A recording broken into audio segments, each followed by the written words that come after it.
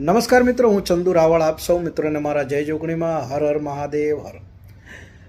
બીજું જણાવવાનું મિત્રો કે આજે વિડીયો જે બનાવવાનું કારણ સમાજ માવતર છે, સમાજ મા બાપ છે, સમાજના ખોળે તરવું જીવવું, સમાજના ખોળાની વાત હોય એટલે હું સમાજને શિખામણ આપી જ ન શકું, પણ એક મારો વિચાર રજૂ કરું છું સમાજ સામે.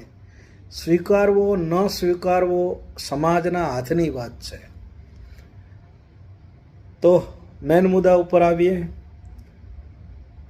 કે દરેક સમાજ અત્યારે પ્રગતિના પંથે, આપણે પણ પ્રગતિના પંથેમાં જોગમાયા આપણને પણ લઈ જાય છે. ઘણા આપણા સમાજમાં ડૉક્ટરો, શિક્ષકો, ઘણું બધું છે. પણ દરેક સમાજો અત્યારે અમુક નિયમો, અમુક રિવાજો ને કાબૂમાં રાખવા જઈ રહી છે. તો આપણે કેમ ન રાખીએ? મારા વિચાર મુજબ આપણે સમાજને ભેગું થવું જોઈએ.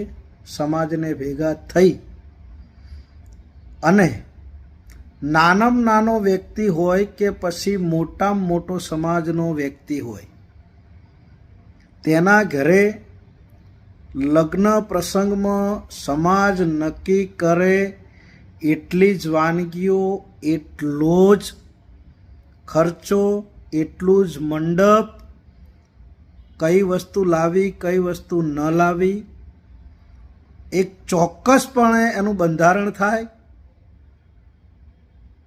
અને આમે બેન દીકરીને આપણે આપીએ એટલું ઓછું છે, પણ મામેરા પ્રસંગમાં પણ સમાજના બંધારણ એવા થાય કે આટલું જ અમુક ફિક્સ આટલું આપવું.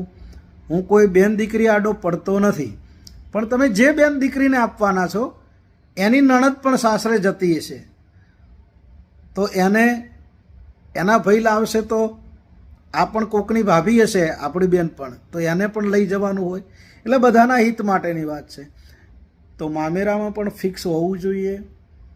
આપણા સમાજમાં માતાજીને પ્રાર્થના કે કોઈ દિવસ કવાયું મૃત્યુ ન થાય, પણ આપણા વયવૃદ્ધ 100 વર્ષ જેને પહોંચે અને કદાચ મરણ પ્રસંગનું પણ અવસર હોય તો એમાં પણ સમાજના બંધારણ એવા હોવા જોઈએ કે આ જ વસ્તુ બનાવી, આટલું જ મંડપ, આ જ રીતે આવું એક ફિક્સ બંધારણ થાય.